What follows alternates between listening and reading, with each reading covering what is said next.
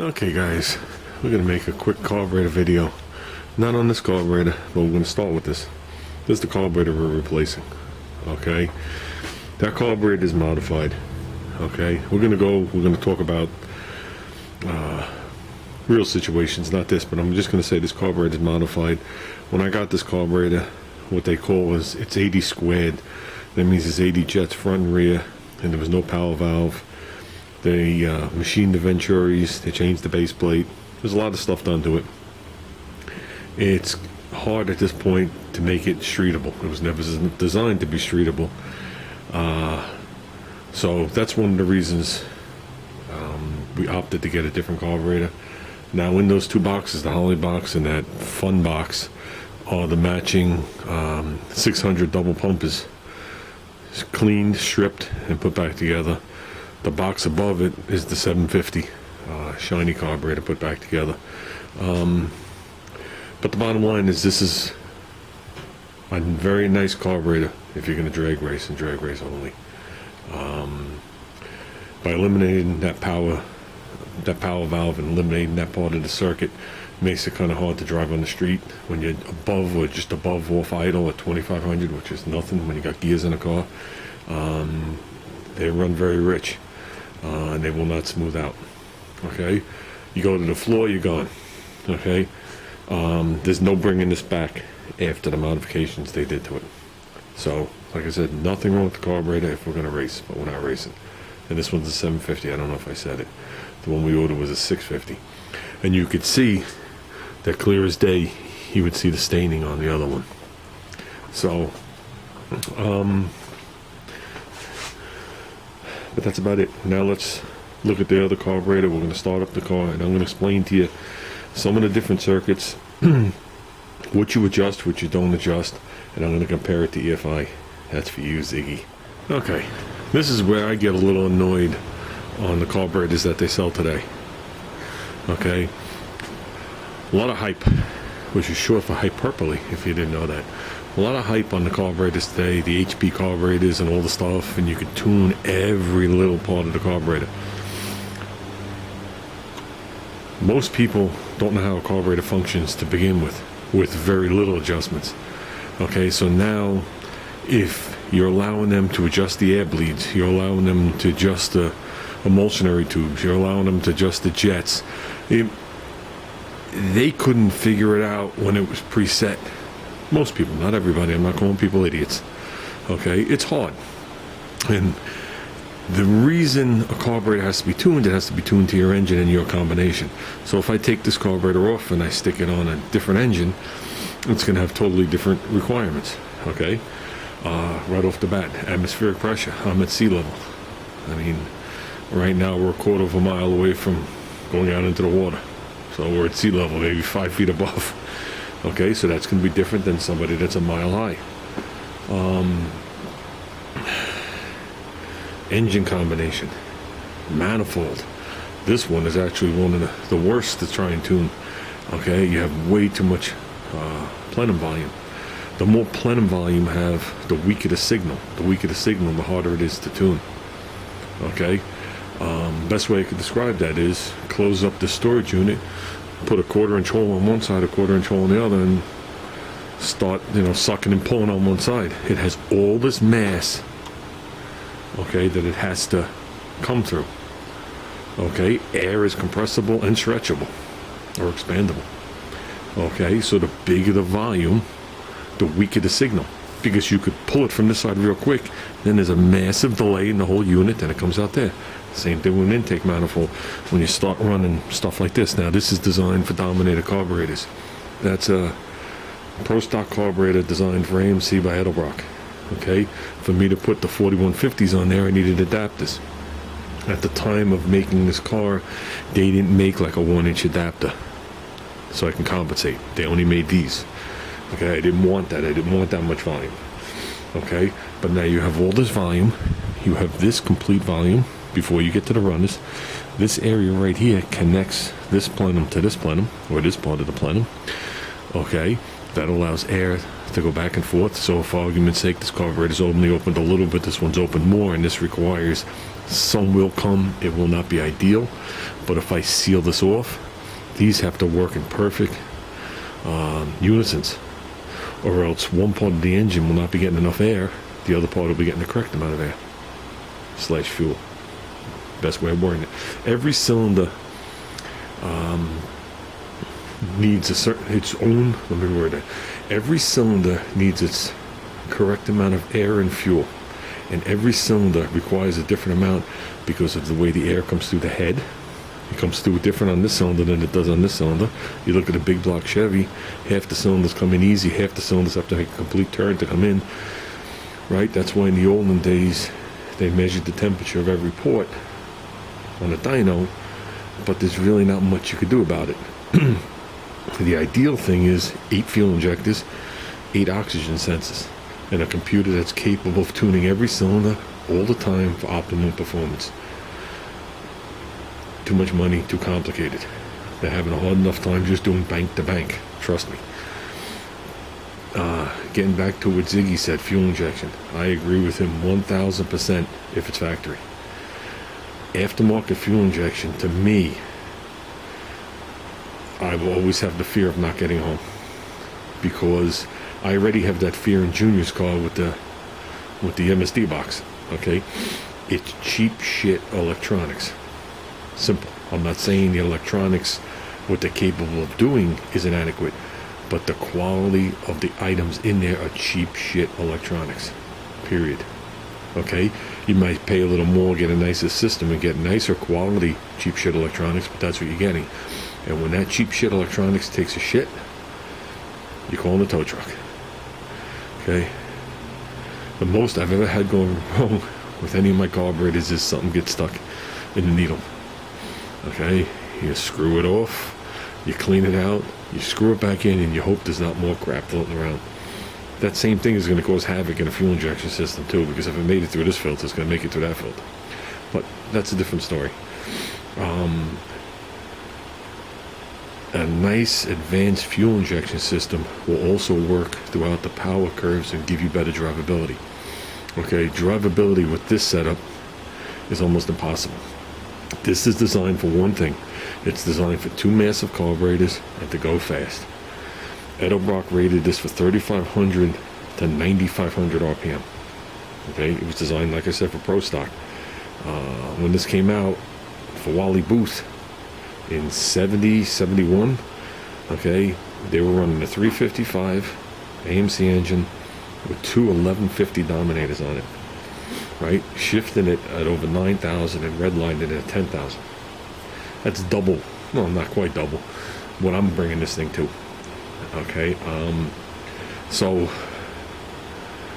it's a little hard to tune. The runners are very short, very big. We've measured the openings on the top. They're 2 1/4 inch holes on the top, and they're tapered runners, but they're short. That's more for racing. Okay, the longer the runner, the more. I don't want to get into this wrong. If the runner is long and the runner is big, you get the same thing we're talking about with this storage unit, where you get a delay. If the runner is long and the run is narrow, okay, you get a more direct flow, you get more response, but as it goes, it's dragging alongside the wall, and that causes resistance besides the opening. If you have a 2-inch opening for 1 inch and a 2-inch opening for 5 inches, the one for 1 inch is going to flow far more than for 5 inches. That's why if you ever look at the jets in your carburetor, they're tapered, then it's the size, and it comes through. If you take away that taper, it's not the same size jet anymore, if you can believe it. It will not keep up to what you have done it. That's why they recommend you don't re-drill them. A lot of times when you re-drill them, they flow less.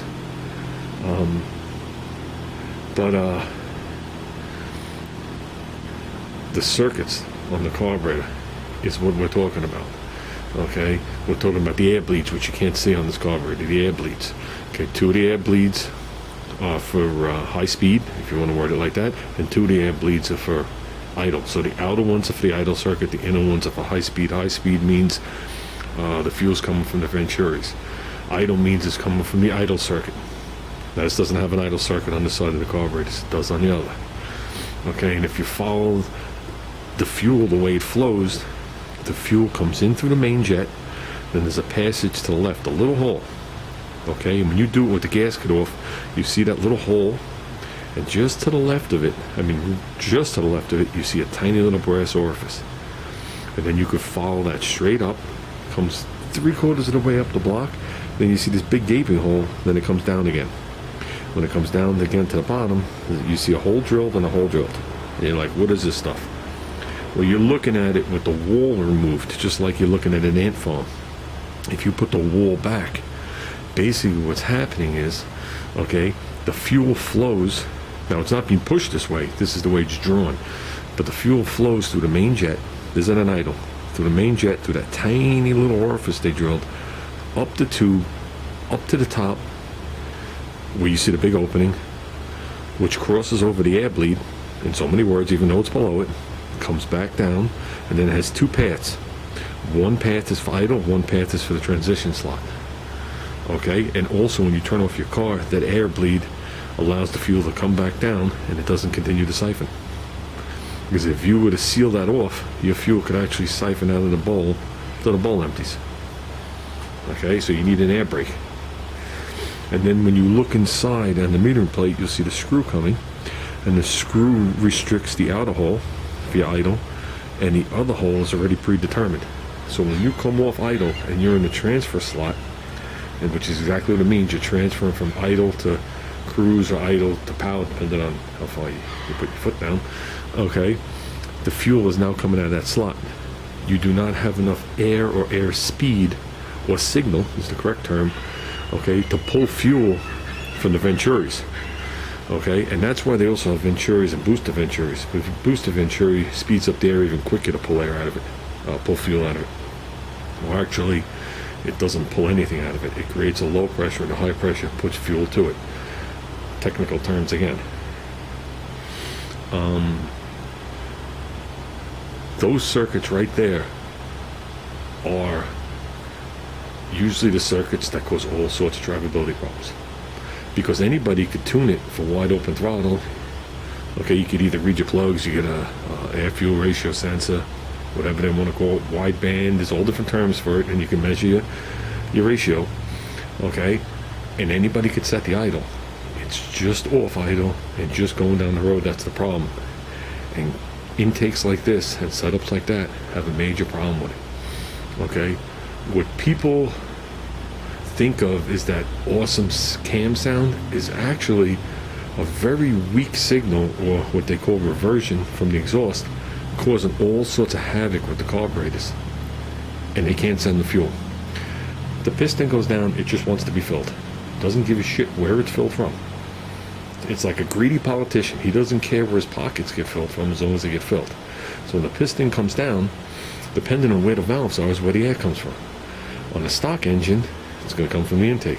On an engine that's radical, there's overlap, so the exhaust is still open. Now, on a high RPM, where the air is going through the exhaust and it's making a negative pressure, you're going to pull fuel from the carburetor, and that overlap is going to fill the cylinder. That's how your RPM band goes up and you make more power. But on a low, lumpy, depending on what size cam you have, like this one, anything under 2500, the exhaust isn't doing anything. So I'm getting reversion, I'm getting exhaust back in. Now, how do you deal with that? How do you deal with it? The car sounds lumpy, like you have a cam in it. Okay? Now, when it does that, it also makes the manifold vacuum change. So what people do is they start playing with the power valves to compensate for that. So now, if this car was going to be driven just around, basic around, you could lower the power valve down from, say, a 6.5 to a 4.5. So when I just come off idle, so when you're in idle, the power valve system, it doesn't matter if it's opened or closed. It's technically closed inside the carburetor. That's why when people have idle problems and they say, oh, let's eliminate the power valve, you're not doing nothing. Because the power valve circuit isn't working. The diaphragm might be working, but the ports are closed off. So now I come above idle, say 1500 RPM. I have the wrong power valve in there, or one that's really not ideal. Now it opens. Now I start dumping fuel. So now the it goes from a rough idle to more like a gunshot sounding thing like this car makes. Then you give it a little bit more gas and it clears up. And people say, oh, the cam doesn't turn on until 3,000 RPM. Some of that stuff can be tuned out of it, some of it can't. Fuel injection, you can tune it out. This, if I start playing with the power valve, under other circumstances, it won't open quick enough. And it causes other problems. So, when you have something that has a big plenum like this, very weak signal, a lot of overlap, reversion, in this complete setup, that's why they say it's very hard to tune. You do the best you can. Okay? It was never designed for street use. Now they come out with these carburetors with all these changeable things, and people just start playing with them. And then the car just doesn't run right at all. And the trick to a carburetor is you change one circuit at a time, one step at a time. And if it doesn't make a change, you go back. A lot of people don't want to be bothered going back.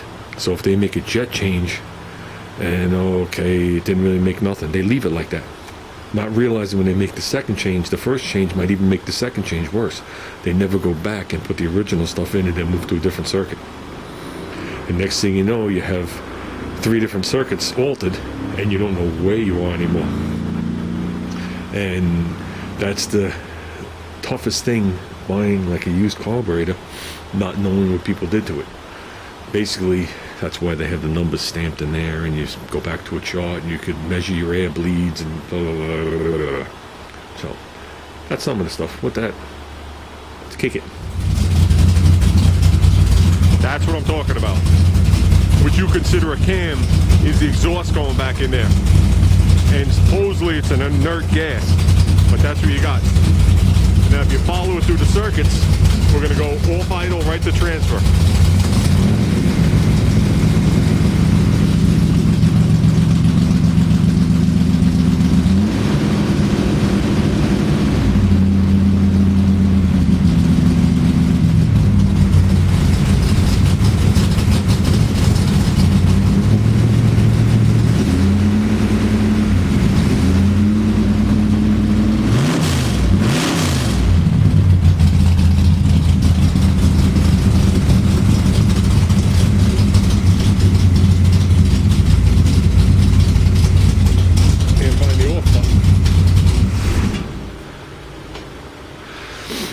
That would have been easier to show you, and look at the dust. That would have been easier to show you watching the TAC and with a better microphone. But you could hear how when you come off idle, the tone actually gets a little bit worse. Okay, it goes from the rumble to more like I said, gunshot, pop, pop, pop, pop, pop, pop, pop, pop, pop type sound. Then you go a little bit more, and the tone of the gunshots change. And then after that, it'll start to attempt to smooth out, then it smooths out.